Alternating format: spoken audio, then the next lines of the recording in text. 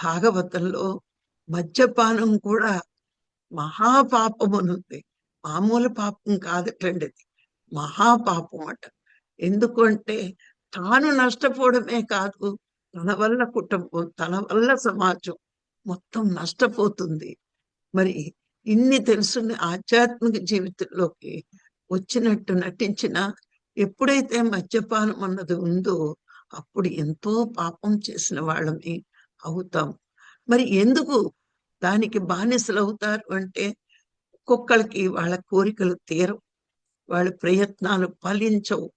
ఆ ప్రయత్నాలు ఫలించినప్పుడు ఆ వ్యధని తట్టుకోలేక, ఆ టెన్షన్ తట్టుకోలేక, ఎవడో ఒక దౌర్భాగ్యుడు చెప్తాడు, కొంచెం మందు తాగు మర్చిపోతావు కష్టాలు. కొంతమంది చూడండి, శారీరక శ్రమ చేసి మందు తాగి పడుకుంటారు.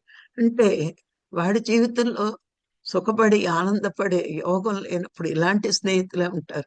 అందుకే సాధకులు ఎప్పుడు సజ్జనులతో సాంగత్యం, సజ్జనులతో సాంగత్యం, సజ్జన సాంగత్యం అని గురువులు మనకి ఎందుకు చెప్తారు? మంచివాడితో సాంగత్యం చేసినప్పుడు మనకి మంచి బుద్ధి అలవాటు అవుతుంది. చెడు సహవాసాలు చేస్తే మనకి, చెడ్డవారితో చేసినప్పుడు మనకి ఇలాంటి చెడు వాసనలే అంటుకుంటాయి. మీరు గమనించండి, కృష్ణుడితో సహవాసం చేసి కష్టాలను కూడా ఓర్చుకుని పాండవులు గట్టెక్కితే, శకునితో సహవాసం చేసి అంతఃపురంలో ఉన్న శుభ్రమైన నిద్రపోకుండా, మరి సుఖభోగాలు అనుభవించకుండా ఎప్పుడూ చింతలోనే ఉన్నాడు దుర్యోధనుడు. ధర్మరాజు రావణ పక్కన ఉన్నాడు, నన్ను కాపాడుకోగలడు అని నిశ్చింతగా ఉన్నాడు. సజ్జనులతో సహవాసం మనకి నిశ్చింత, దుర్జనులతో సహవాసం ఎప్పుడూ చింతలోనే ఉంటాం.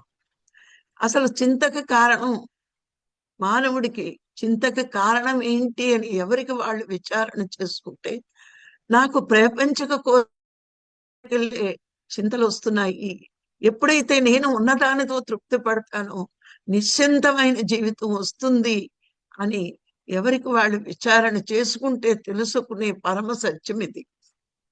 తృప్తి లేని జీవితం ఎప్పుడూ చింతే, తృప్తి ఉన్న జీవితం ఎప్పుడూ నిశ్చింతే. భగవంతుడు ఎవరికి ఎవరికి ఎంత ఇవ్వాలో వాళ్ళ గత జన్మ పుణ్యాన్ని బట్టి వస్తాయి. కానీ మనం ఎంత ప్రయత్నించినా, దానికోసమే మన జీవితం వెచ్చిచ్చినా అక్కడ ఫలితం రాకపోవచ్చు.